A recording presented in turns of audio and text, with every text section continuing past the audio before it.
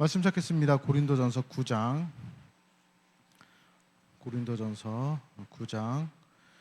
14절에서 16절까지 말씀입니다.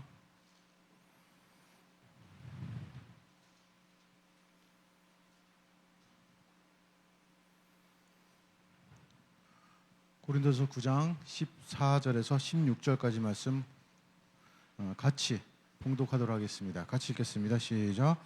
이와 같이 주께서도 복음 전하는 자들이 복음으로 말미암아 살리라 명하셨느니라. 그러나 내가 이것을 하나도 쓰지 아니하였고 또 이 말을 쓰는 것은 내게 이같이 하여 달라는 것이 아니라 내가 차라리 죽을지언정 누구든지 내 자랑하는 것을 헛된 다로 돌리지 못하게 하리라. 내가 복음을 전할지라도 자랑할 것이 없음은 내가 부득불할 일임이라. 만일 복음을 전하지 아니하면 내게 화가 있을 것이로다. 아멘. 오늘은 교리 설교를 오늘은 안 하고요. 좀 다른 부분을 좀 얘기를 하려고 합니다. 좀 갑작스럽긴 하더라도 좀 다른 걸 얘기를 하려고 하는데 그것을 하기 전에 미리 조금 한번 김은파 전사님이 준비한 PPT를 좀 보시면서 보고 그 다음에 제가 또 설교하도록 하겠습니다.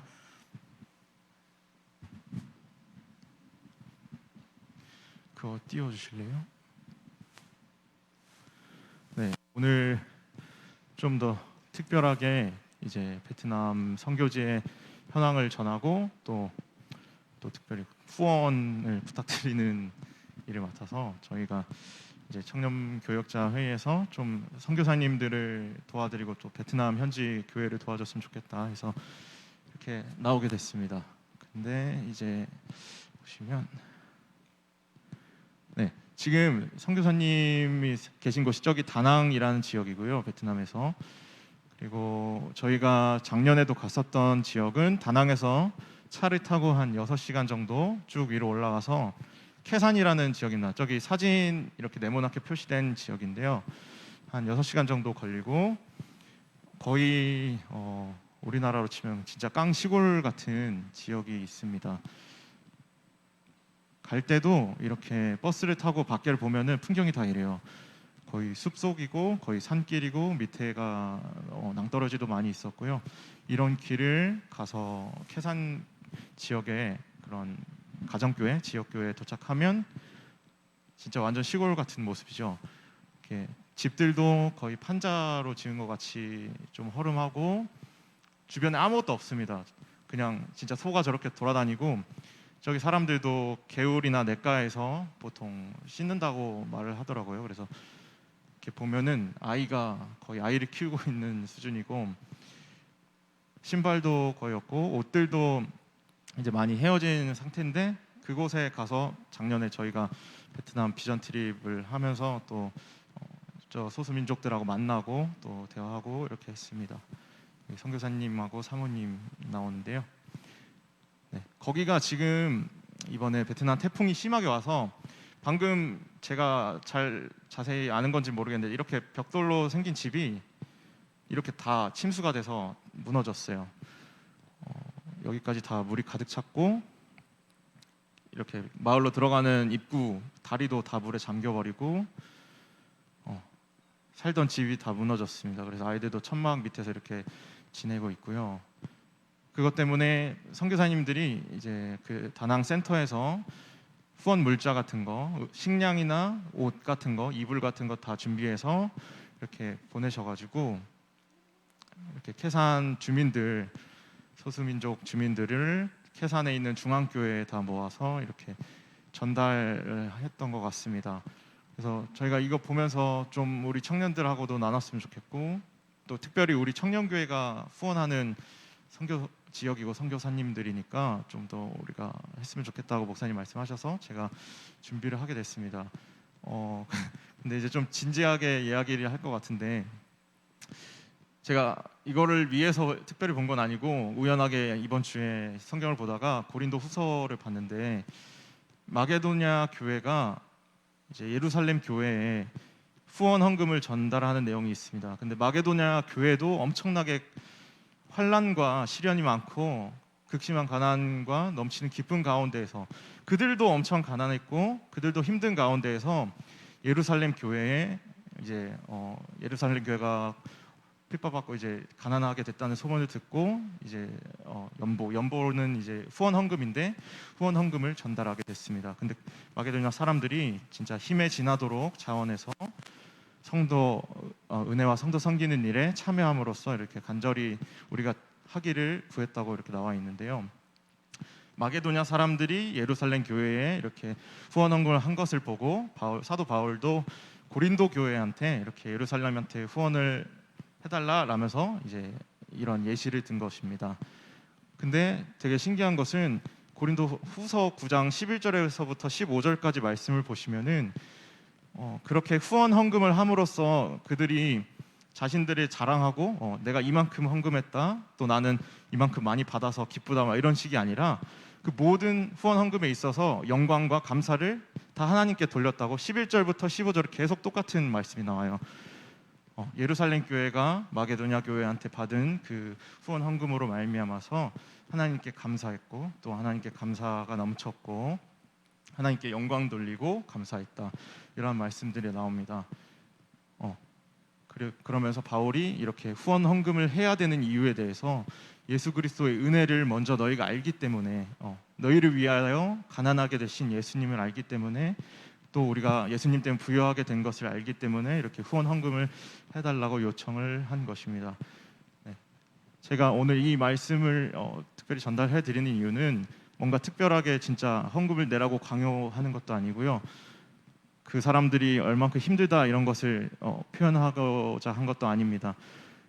선교사님들이 항상 목사님께서 말씀하시지만 선교사님들이 선교지에서 열심히 선교 사역을 하는 데 있어서 우리가 후원 헌금을 내는 것은 우리 때문에 그들이 이득이 얻고 좀 더 잘 살게 되고 이런 것이 아니라 그들의 사역, 선교사님들의 사역에 우리가 진짜 단지 조그만 숟가락 하나 얻는 정도의 일이기 때문에 우리가 조금이라도 그들을 도와주고 또 헌금을 할 수 없는 상황이라면 기도로서 후원해주고 또한 마음으로서 후원해준다면 그들이 같이 우리 하나님 믿어가는 이 세상 가운데에서 또 하나님을 알아가는 그 과정 속에서 더욱더 우리가 아니라 하나님께 감사하게 될 수 있는 베트남 캐산의 그런 소수 민족들이 될 수 있을 줄로 압니다. 그래서 제가 좀 이렇게 너무 장황하게 설명을 많이 했는데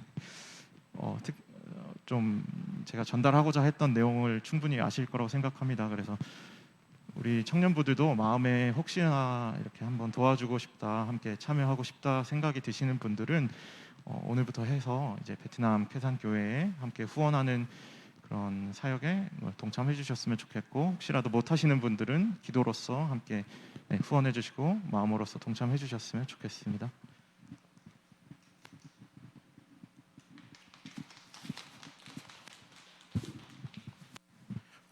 뭐 본인이 설교처럼 다 해버렸네요. 이러고 마치면 여러분 좋아하겠죠. 오늘 다른 얘기 아니라 선교 이야기를 조금 하려고 합니다. 다음 주는 추수감사절입니다. 추수감사절이라서 여러분들 이따가 가족 모임 시간에 가족 모임 자료하고 추수감사절 봉투를 같이 드릴 건데 좀 전에 베트남에 대해서 얘기를 했지만은 베트남을 위한 선교도 조금 하려고 해요. 그래서 후원 헌금 봉투를 다음 주에 뭐 부담은 되겠지만 여러분들 뭐 추수감사절은 추수감사절이고요. 베트남 선교에 대해서 마음이 있다면은 선교 헌금 봉투에 낸 헌금들 그리고 일반 봉투에 들어가지 않은 일반 헌금들은 다 베트남 쪽으로 돌리려고 합니다. 그래서 지금 뭐 사정을 간단하게 말씀드렸지만은 코로나로 인해서 굉장히 힘들었어요. 저기는 사회주의 국가라서 나가지 마라 그러면 못 나가요. 그래서 성교사님 얘기 들어보니까 일주일에 한 번 나갔대요. 이렇게 아예 락다운 걸렸을 때는. 그래서 그때만 음식 사러 잠시 갔다 오고 버스 택시도 다 안 다니고 그렇게 뭐 계속 몇 달을 지내다가 이번에 태풍이 와서 저 캐산 지역은 저희가 갔던 교회인데 거기는 뭐 굉장히 열악합니다. 그러니까 다 무너지고 막 이래서 그쪽 돕고 계시고 또한 캐산에 이 그쪽 사역도 도우면서 이 다낭에서 센터를 운영하시는데 한마디로 커피숍을 운영하시는데 카페를 운영하시는데 거기도 계약 기한이 끝나가지고 다른 곳으로 또 옮겨야 된대요. 그래서 옮기시는 가운데 아무래도 소식을 듣고 나서 좀 도와드려야 되겠다, 뭔가 좀 마음을 모아야 되겠다는 생각에 보여드렸습니다. 그리고 나서 생각해 보니까 사실 교회에서 굉장히 힘든 부분 중에 하나가 헌금이라는 거예요. 헌금 얘기를 하게 되면은 굉장히 어렵습니다. 현대 많은 교회들이 새신자들을 보면서 제일 힘든 부분이 헌금이에요. 교회를 선택할 때도 뭐 개척을 앞두고 있다거나 또는 뭐 교회를 건축한다거나 뭐 이러면은 선택하지 않는 게 사실 지금의 현실입니다. 이러한 가운데 뭐 헌금 얘기를 하고 선교 얘기를 하는 것이 되게 부담스러운데 오늘은 한번 얘기를 좀 해봐야 될 것 같습니다. 왜냐하면은 선교라는 것, 헌금이라는 것 또는 전도라는 것이 우리가 반드시 꼭 해야 할 일이기 때문에 그렇습니다. 돈을 강조하고 싶은 것은 아니고요. 선교라는 것은 하나님께서 하신 명령일 뿐만 아니라 우리가 잘 알고 있듯이 예수님께서 승천하시면서 내리신 지상 명령이라고도 얘기를 합니다. 사도행전 1장 8절의 말씀처럼 오직 성령이 너에게 임하시면 너희가 권능을 받고 예루살렘과 온 유대와 사마리아 땅끝까지 이르러 너희 증인이 되리라 라고 하신 말씀처럼 지상 명령이기 때문에 해야 합니다. 다른 특별한 아무리 거창한 이유를 댈 것도 없이 그냥 한마디로 하나님께서 명하셨고 예수님께서 명하셨기 때문에 해야 합니다. 그리고 이 선교하면은 생각나는 한 성경의 인물을 얘기한다면은 이방인 선교의 문을 연 사도 바울입니다. 사도 바울은 좀 전에 말씀드렸듯이 이방인들을 위하여서 사도로 부름을 받은 사람입니다. 그래서 사도행전은 조금 전에 말씀드린 1장 8절 말씀처럼 예루살렘을 중심으로 온 유대와 사마리아와 땅끝으로 점점점 그 영역을 확대하게 됩니다.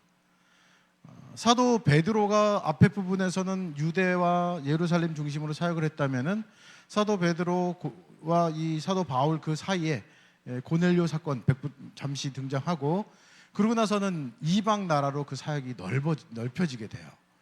그래서 사도 바울은 이방인들을 위한 사람으로 쓰임을 받습니다. 이 사도 바울은 굉장히 뛰어나요. 뛰어나기 때문에 많은 사람들이 좋아하는 성경의 인물 중에 한 사람입니다. 사도 바울은 성경을 통해서 보면은 히브리인 중에 히브리인이고 가말리엘 문화 뭐 이런 것들이 써 있습니다. 그래서 유대인 중에서도 명문 게다가 베냐민 지파 굉장히 자랑할 만한 지파거든요. 그래서 굉장히 뛰어난 사람 그뿐만 아니라 로마 시민권까지 가지고 있던 사람 그 당시 대단한 권력입니다. 지금은 사실 좀 비교하기가 좀 애매한데 예전에 우리나라 사람들이 미국으로 일하러 떠나고 막 이럴 때 미국 시민권 얻는 것은 굉장한 특권이었습니다. 아주 큰. 이 당시에 로마 시민권은 그보다 더한 거였습니다. 그래서 재판에 올라가도 나 로마 시민권 갖고 있는 사람이야 그러면은 함부로 대하지 못해요. 그만큼 대단한 건데 그것을 갖고 있던 사람이 사도 바울이었고 이 사도 바울은 그것을 갖고 있는 것을 예수님을 만난 이후에는 대단한 그가 갖고 있는 그것을 배설물로 여겼다 이렇게 나옵니다. 그러니까 나 대단한 사람이야. 태어날 때부터 대단한 신분을 갖고 태어난 사람이야. 나 로마 시민권도 갖고 있어. 가말리엘 문화 이거는 우리나라로 치면 서울대 출신이야. 이거 비슷한 말입니다. 나 서울대 출신이야. 이것들을 배설물로 여기고 예수님만 하나님만 자랑한다 이렇게 얘기 나와요. 그러니까 이 사도 바울은 자랑할 것이 없다 나는 그건 다 배설물이다 하는데 오늘 본문에서 보면은 참 재미있는 것이 15절 뒤쪽에 보면요. 누구든지 내 자랑하는 것을 헛된 대로 돌리지 못하게 하리라 해서 자랑하는 것을 이렇게 나와요. 그러니까 사도 바울은 자랑할 것이 없다. 내가 자랑할 만한 것들 흔히 얘기하는 신분이나 출신이나 대학이나 가지고 있는 어떤 특별한 것들에 대해서 나는 배설물로 여겼다 했는데 오늘 본문에서는 자랑할 것이 있다라고 얘기를 해요. 다만 내가 자랑할 것이 있는데 그것을 다른 것들로 니네가 오해하지 않았으면 좋겠다 이 뜻이에요. 사실 오늘 본문은 위아래 본문을 쭉 훑어보다 보면은 헌금하고도 관계되어 있는데 그것은 먼저 제외하고 먼저는 살펴볼 것은 이겁니다. 사도 바울은 그동안 자랑했던 것들을 배설물로 여기고 그런 것들을 자랑하지 않는다라고 했는데 오늘 본문에서는 15절에서 보면은 누구든지 내 자랑하는 것을 해서 자랑할 것이 있다. 다만 헛된 대로 돌리지 않게 한다. 괜히 이것에 대해서 오해하지 않았으면 좋겠다라고 얘기를 합니다. 그러니까 자랑할 것이 없다라는 예전 얘기하고 다르게 지금 자랑할 것이 있다라고 얘기는 하긴 해요. 그 자랑할 것이 무엇이냐 궁금해할 때쯤에 16절에서 또 이상한 얘기를 합니다. 내가 복음을 전할지라도 자랑할 것이 없음은 이렇게 얘기를 해요. 앞에는 자랑할 것이 있었는데 뒤에 가면 또 자랑할 것이 없음은 이렇게 얘기를 합니다. 그리고 하는 말이 복음을 전할지라도 자랑할 것이 없음은 이렇게 나와요. 그러니까 그냥 살펴보면은 14절에서 복음을 전하는 자를 이야기를 먼저 합니다. 이와 같이 주께서도 복음 전하는 자들이 복음으로 말미암아 살리라 하면서 복음에 대해서 얘기를 하고 복음 전하는 자에 대해서 얘기를 하고 15절 가면은 내가 자랑할 것이 없다. 자랑한다. 근데 이것을 헛된 대로 돌리지 마라 하고 16절 가면은 복음을 전할지라도 자랑할 것이 없다 해서 이 세 구절만 봐도 굉장히 헛갈리고 무슨 말 하는지 잘 몰라요. 그런데 이것은 도대체 무슨 말이냐? 여기서 강조되는 것은 복음이에요. 나의 자랑할 것이 있다라고 얘기하는 것은 무엇이냐? 16절에 나오는 복음을 전할지라도 이렇게 나오는 이 복음을 전하는 거예요. 예전에 내가 자랑했던 것들, 나 출신이 대단해, 나 명문가 출신이야, 나 서울대 나왔어, 나 신분 로마 시민권이야, 이건 자랑하지 않아요. 흔히 얘기하는 자랑할 거리 그러면은 생각하는 그 자랑거리를 나는 자랑하지 않는다 얘기를 하면서 자랑할 것은 있다. 뭐냐? 그것이 복음 전하는 거예요. 난 복음 전하는 건 자랑한다, 이것을 얘기를 하는 겁니다. 그렇기 때문에 내가 자랑하는 것을 다른 데로 생각하지 말고 난 복음 전하는 게 내 자랑이다, 이것을 얘기를 합니다. 그럼에도 불구하고 16절에서 복음을 전할지라도 자랑할 수 없음은 이렇게 나와요. 복음 전하는 것 자체는 내가 자랑할 만한 일이에요. 복음 전하는 것 자체는 자랑할 만한 일인데 그 자랑할 것이 이 본문을 통해서 보면 자랑할 수 없게 되는 것은 왜 그러는가? 사도 바울이 자발적으로 어떻게 보면 너무나 좋아서 본인이 처음부터 선택해서 한 일이 아니기 때문에 그런 거예요. 이 사도 바울에 대해서 우리가 오해하는 것 중에 하나는 좀 전에 말씀드렸듯이 아주 대단한 사람, 사도 바울은 정말로 뛰어난 신분과 똑똑한 모든 것을 가지고 있는 사람이라고 생각을 할 때가 참 많습니다. 그런데 사도 바울이 처음부터 사도로 뽑혀서 예수님을 쫓아다니면서 배우고 그리고 그것을 증거하고 다녔는가? 아니에요. 사도 바울은 기독교인들을 핍박한 사람입니다. 사도 바울이 정말로 대단한 사람이라면 굳이 핍박하기 전부터 예수님 믿었겠죠. 근데 그러질 않아요. 사도 바울은 스데반을 죽이는데 책임을 지고 더 많은 예수님을 믿는 사람들을 핍박하기 위하여서 그것을 공식적으로 핍박하기 위하여서 그것을 받으러 가는, 증명사를 받으러 가는 다메섹 도상에서 예수님을 만나게 됩니다. 예수님을 만나서 그 다음에 회심하게 돼요. 눈도 멀게 되고요. 이거는 다른 말로 하게 되면은 그렇게 해서 예수님을 믿게 만든 사람이 사도 바울이에요. 그전에는 믿지 못했던 사람입니다. 사도 바울 대단한데 전 오늘 조금 까는 겁니다. 사도 바울은 신약 성경의 많은 부분을 쓴 대단한 인물이긴 합니다. 여러분들 신약 성경을 보면은 사복음서라 얘기하는 마태, 마가, 누가, 요한복음이 나오고 그 다음에 사도행전 나오고 그 다음에 서신서가 다예요. 그래서 지금 읽은 고린도전서, 고린도후서도 서신서입니다. 서신서가 굉장히 많은데 그 서신서의 대부분을 쓴 사람이 사도 바울이에요. 이 서신서는 무엇이냐? 대부분이 교회에게 쓴 편지입니다. 사실 뭐 저는 부목사로 여기 있지만은 많은 목회자들이 교회를 개척하고 교회를 세우는 것은 굉장히 어려운 일입니다. 근데 사도 바울은 정말 많은 교회를 세워요. 대단하죠? 대단한데 왜 자꾸만 편지를 쓰게 되었느냐? 교회마다 문제가 있어서요. 이스라엘 쪽 가본 사람 있는지 모르겠습니다. 저도 못 가봤지만 터키 쪽에 이 사도 바울 교회, 계시록에 나온 교회들이 대부분 있는데 지금 남아있는 교회 하나도 없습니다. 물론 시간이 지나서 없어졌겠지 생각할 수는 있습니다. 그런데 그렇다면 이 당시에는 어땠느냐? 서신서를 쓴 교회들은 대부분 칭찬만 하는 교회들이 아니라 책망하기 위해서 쓴 교회들이에요. 대부분이. 정말 기쁨으로 쓴 편지라고 이야기할 수 있는 것은 빌립보서 하나 정도고 그 다음에 목회를 위해서 쓴 편지들이 좀 있고 나머지 서신서들은 로마서나 고린도전서나 갈라디, 에베소, 빌립보서 뭐 쭉 나오는 이 서신서들은 대부분 책망해요. 그러니까 어떻게 보면은 교회를 설립했지만은 그 교회가 제대로 안 돼요. 사도 바울이 뛰어나다고 얘기하기는 조금 그렇죠. 잘했으면 정말 다 잘 됐을 텐데 그렇지 않아요. 그리고 결정적으로 좀 전에 말씀드렸듯이 사도 바울은 하나님께서 도저히 안 되니까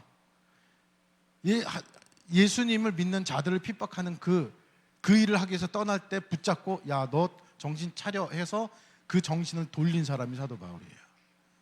그러다 보니까 사도 바울은 처음부터 내가 자진해서 열심히 나는 사도가 돼서 복음 전할 거야 라고 나선 사람이 결코 아닙니다. 하나님께서는 이렇게 사람을 잘 사용하세요. 이스라엘이란 나라 자체도 그렇습니다. 사람뿐만 아니라 이스라엘에 대하여서 이렇게 성경에 써 있습니다. 신명기 7장 6절에 보면은 너는 여호와 내 하나님 성민이라 내가 내 하나님 여호와께서 지상 만민 중에서 너를 자기 기업의 백성으로 택하셨나니 여호와께서 너희를 기뻐하시고 너희를 택하시면 너희가 다른 민족보다 수요가 많기 때문이 아니라 너희가 오히려 모든 민족 중에 가장 적기 때문이다. 이렇게 나와요. 이스라엘을 선택하셨는데 왜 선택하셨느냐? 가장 적기 때문에. 그들을 선택하셔서 하나님의 능력을 보이기 좋으시기 때문에 선택하신 거예요. 아주 빵빵하고 강력한 민족을 선택해서 전쟁에 이기게 하시고 가나안 땅에 들어가서 거기서 정착해서 잘 살게 하는 그런 것을 하시기보다는 도리어 가장 숫자가 적은 이스라엘을 선택해서 그들을 통해서 하나님이 누구신가를 보여줍니다. 사사기를 통해서 보면 더욱더 그렇습니다. 사사들은 그 당시 대통령 같은 사람들인데요, 사사들이 대부분이 처음에 나온 온니엘이라는 사사 빼고는 나머지 사사들은 다 부족해요. 뭔가 문제가 있는 사람들을 다 뽑아요. 그들을 통해서 구원을 일으켜요.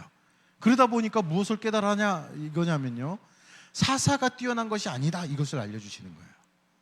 사사가 뛰어난 것이 아니라 너희가 하나님께 나에게 복종해라 이것을 알려주시기 위해서 뛰어난 사사를 쓰지 않으십니다. 그런 의미에서 사도 바울도 마찬가지입니다. 사도 바울은 하나님께서 들어 쓰셨는데 사도 바울 입에서 어떤 고백이 나오게 하셨냐? 나 같은 자도 하나님이 들어 쓰신다. 이것을 보여주는 사사가 사도 바울이에요. 사람을 죽이는데 앞장섰고 예수님을 믿지 못했고 예수님께서 직접 찾아와서 나를 알려주셔야만 믿었던 사람이 사도 바울이에요. 예수님 제자 중에 비슷한 사람 꽂으려면 굳이 도마를 꽂고 싶어요. 난 예수님 부활한 거 못 믿겠어. 그래도 예수님이 나타나셨잖아요. 만져보고 그 믿어라. 한마디로 사도 바울은 직접 만나서 예수님의 음성을 듣고 그리고 그것에 충격을 받아야지 변해야만 했던 사람입니다. 그 사람이기 때문에 스스로 무슨 얘기를 하느냐?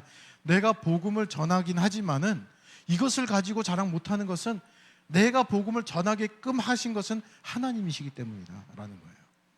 모든 것을 만드신 분은 하나님이시다. 내가 쓰임 받는 것 자체를 자랑하는 것이지 내가 잘난 것을 자랑하는 것은 결코 아니다 이 얘기를 하는 거예요. 내가 그동안 너무나 많은 것들을 배워왔다. 서울대 출신으로 가말리엘 문안에서 많은 것을 배웠고 나는 히브리 유대인 중에서 뛰어난 이 족속이었고 로마 시민권을 갖고 있기 때문에 하나님께서 날 쓰신 것이 아니라 그걸 얘기하는 겁니다. 그거는 상관없다라는 걸 얘기하는 거예요. 나는 쓰임 받을 수 없는 존재였는데 하나님께서 나를 사용하시는 것을 자랑한다 이것을 얘기하는 겁니다. 그렇기 때문에 내가 복음을 전할지라도 자랑할 것이 없음은 이렇게 얘기하는 거예요. 이 말이 되게 어렵죠. 복음을 전하긴 전해요. 그것 자체가 자랑거리인데도 불구하고 나는 자랑할 수 없다. 왜냐하면 그것조차도 하나님께서 나를 시키셨기 때문에 자진해서 자발적으로 처음부터 한 것이 아니었기 때문에라고 얘기를 하는 거예요. 내가 부득불 할 일임이니라 이렇게 나와요. 꼭 해야 되는 것, 어쩔 수 없이 해야 되는 것 이런 의미보다는 이것은 반드시 꼭 안 해서는 안 되는 일이기 때문에 이 일로 인해서 내가 세워짐을 받았기 때문에요. 만일 복음을 전하지 않으면 내게 화가 있을 것이로다. 저는 이 표현을 그렇게 하고 싶어요. 나는 가만히 있었으면 전하지 않을 사람인데 화가 임할 것을 두려워해서라도 난 전해야 되겠다라는 뜻이에요. 그리고 그것을 자랑하는 거예요. 자랑하지 않는 것처럼 자랑하는 것은 그겁니다. 나 복음 전하는 사람이야. 나 대단하지? 그게 아니라 내가 복음 전하는 것 자체를 자랑하는 거예요. 어떻게? 하나님께서 나를 사용하신다라는 것이요. 그게 자랑거리예요. 지금 내 상태는 어떻다고요? 나는 부족하고 보잘것없고, 사도 바울의 고백을 따진다 보면은 정말 죄인 중에 괴수인데 그런 나를 사용하시는 하나님이시기 때문에 나는 자랑할 것이 없지만 하나님이 사용하시는 복음 전하는 데 쓰임 받는 것을 나는 자랑하고 싶다, 이겁니다. 되게 말이 이상하죠. 한마디로 나 자체는 자랑할 것이 없다, 이것을 얘기하는 겁니다. 그리고 자체는 자랑할 것이 없는 나를 사용해 주시니까 나는 그것을 자랑한다, 그 표현이에요. 굉장히 복잡하지만은 단순한 얘기입니다. 나 스스로 잘난 건 없습니다. 나는 별거 아닙니다. 나는 정말로 죄인 중에 괴수고 나는 그리스도인들을 핍박했던 사람인데 이런 나를 사용해 주시니 정말로 감사합니다. 난 이거를 자랑합니다. 이 자랑하는 가운데 절대로 드러나지 마야 될 것은 나라는 거예요. 나는 자랑할 것은 없습니다. 나를 하나님의 이 놀라운 사역에 동참케 하시는 이것을 나는 자랑하는 거예요. 그러니까 대단한 것은 사도 바울이 아니라 하나님이십니다. 이것을 드러내는 거죠. 오늘 베트남 선교 얘기를 하면서 뭐 이런저런 얘기를 했지만은 저는 베트남 선교 갈 때마다 준비하면서 굉장히 깝깝한 것들이 하나 있어요. 저는 사실 따지는 거 좋아하는 거 여러분 아실 겁니다. 뭔가 기획을 하더라도 이렇게 딱딱 들어맞게 해주는 게 참 좋아요. 여러분들 임용원들 프로그램 짜다 보면 저한테 막 이런저런 얘기 듣는데 선교사님을 보면은 이렇게 기획을 잘하거나 뭐 딱딱 들어맞게 하거나 이런 분이 아니에요. 어떤 때 여기서 준비하다 보면 막 답답할 때 참 많아요. 그런데 베트남에 가기 전에는 참 아쉽다. 좀만 이런 거 좀 더 준비하면 잘할 텐데 뭐 이런 것들을 생각하다가 베트남 가면은 참 독특한 건 특이한 것을 발견하게 돼요. 하나님께서 사용하는 거는 그 사람이 가지고 있는 능력을 사용하는 건 맞습니다. 그런데 완벽하게 준비했기 때문에 그 사람이 뭔가 뛰어나기 때문에가 아니에요. 하나님께서 사용하시고자 하는 사람이라면 사용하세요. 동참케 하세요. 그래서 가서 보면은 하나님의 계획 가운데 사용하시는 선교사님의 사역을 바라보게 돼요. 선교사님이 뭔가 뛰어나다 대단하다 이것이 아니라 어떻게든지 간에 사용하시는 하나님이 더 대단하구나, 이걸 느끼게 됩니다. 이렇게 사용하시는구나 라는 것들이요. 한 개인을 돕는 것을 같이 하자는 것도 아니고요. 이 베트남 우리가 도우니까 그쪽만 바라보자 이것도 아닙니다. 저는 오늘 사도 바울의 이 이야기를 통하여서, 말씀을 통하여서 내가 무엇을 하겠다라는 생각은 버렸으면 좋겠다는 얘기하고 싶은 거예요. 내가 뭘 해야지, 내가 뭘 해줘야지 이런 건 결코 아닙니다. 사도 바울이 자랑할 것들을 우리도 자랑했으면 좋겠어요. 어떻게 해요? 하나님의 사역에 동참케 해주시는 것 자체가 자랑할 거랍니다. 기회예요. 이거는 거꾸로. 꼭 헌금을 하십시오, 이 얘기하고 싶은 건 아닙니다. 여러분들 물질이 된다면은, 특히 베트남 선교 갔다 온 사람들, 비전트리 갔다 온 사람들은 마음이 더 가겠죠. 헌금하실 분들 하십시오. 또는 여의치가 않으면 기도로 동참해 주십시오. 여러분들 하루씩 생각하면서, 한 번씩 생각하면서 기도도 해주시고, 또는 선교는 꼭 베트남만 있는 게 아닙니다. 여러분들 주변의 사람들에게도 선교를 할 수 있습니다. 전도할 수 있습니다. 주변의 사람들에게도 그것을 보여주십시오. 어떤 것인지. 중요한 건 그거예요. 내가 뭘 하겠다가 아니라 내가 거기에 쓰임 받을 수 있다라는 것에 대해서 정말로 기뻤으면 좋겠어요. 그거는 굉장히 귀중한, 소중한 겁니다. 사도 바울이 그거를 강조하는 거예요. 자랑할 것이 없는데 내가 자랑한다. 무엇을 자랑한다? 복음 전하는 것이요. 나를 복음 전하는 사람으로 사용케 하심이 감사하다는 뜻입니다. 내 자체가 아니라 내가 쓰임받고 하나님의 사람이 되고 하나님께서 일을 주시고 하나님 하시는 계획 가운데 나를 세워주심이 자랑할 만한 거리라는 겁니다. 우리도 그렇게 됐으면 좋겠어요. 제가 종종 말씀드렸죠. 선교헌금 얘기하면서 내가 선교헌금 했어, 내가 해서 이렇게 됐어, 이거 생각하지 말라고요. 뭐 정의심스러우면 선교헌금 끊으시라고요. 안 내셔도 돼요. 안 내시면은 하나님께서 선교사들 굶어 죽이시나요? 아니요. 그래도 하나님이 입히세요. 먹이세요. 보호해 주세요. 이거는 거꾸로 생각하면 절대로 안 됩니다. 정말 좋은 하나님의 계획 가운데 내가 동참케 해달라고 우리들은 도리어 사정해야 될 사람이지, 내가 뭔가 해놓고 나서는 저 이만큼 했습니다라고 그렇게 얘기할 위치에 있는 사람들이 아닙니다. 여러분들 뭐 요즘에 뭐가 제일 뜬지 모르겠지만 뭐 부동산이다, 좋은 뭐 증권 어떤 투자 가치가 있는 것이다, 너무나 좋다라면은 아마 여러분 그럴 거 아니에요. 그거 하는데 나도 좀 껴줘, 나도 좀 투자하게 해줘, 이런 거 얘기할 거 아니에요.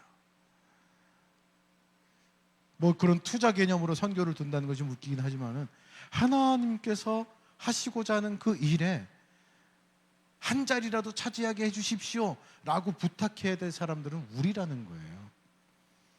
그런데 하나님께서 껴주셨어요. 아무 조건 없이. 정말 이 일은 대단하다, 이 일에 대해서 자랑하는 거예요. 내가 자랑할 건 없어요.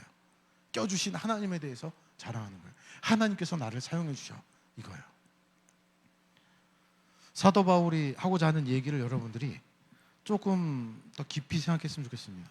사도 바울은 그 전까지는 자신이 가지고 있는 은사, 능력, 신분을 자랑하다가 그것을 배설물로 여기고, 그 다음에 자랑할 것은, 유일하게 자랑할 것은 바로 내가 복음 전하는 자가 되었다, 이겁니다.